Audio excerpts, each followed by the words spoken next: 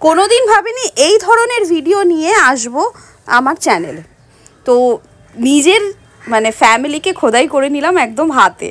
তো ফার্স্টে ভেবেছিলাম আর কে করব, তো আর কের থিমটা আসছে রাধাকৃষ্ণ। তো রাধাকৃষ্ণ তো আমি চাই না, তো সেই জন্য আমি কি করলাম, তাহলে ডি কে আর করলাম, আর এই দিকে আমার দুটো ছোট ছোট বাচ্চাকেও অ্যাড করে নিলাম।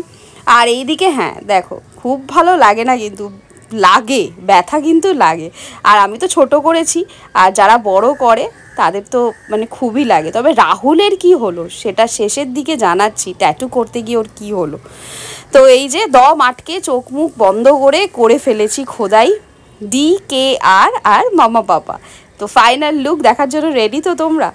এই যে this is my final look. আর এই হচ্ছে আমাদের ট্যাটু আর্টিস্ট। ছেলেটার এত কম বয়স এবং এত সূক্ষ্মতার সাথে কাজ করে, আর ভীষণ ওয়ার্কোহলিক, যেটা আমার ভীষণ ভাল লেগেছে ওর। তো এই হচ্ছে আমার ফাইনাল লুক। ফাইনালি এটাকে মোটামুটি 7 দিন রোদ লাগানো যাবে না, সেই জন্য এখানে ফার্স্ট দিন তো এটা দিয়ে র্যাপ করে দিল, তারপর থেকে রোদ লাগানো যাবে না। দেন বৃষ্টি হচ্ছিল, আমি চলে গেলাম হাতে প্লাস্টিক বেঁধে কাজে। দেখো এবার অবস্থাটা, বাড়ি ফিরে দেখি রাহুল এইখানে এইভাবে বসে আছে। ও মাই গড। যাই হোক, না ভয়ের কিছুই নেই, অ্যাকচুয়ালি র্যাপটা কিভাবে লাগাবে এখানে, সেই জন্য ওইভাবে লাগিয়েছে। আর এইখানে হচ্ছে আমার বন্ধুর হাতের ফেদারটা করেছে।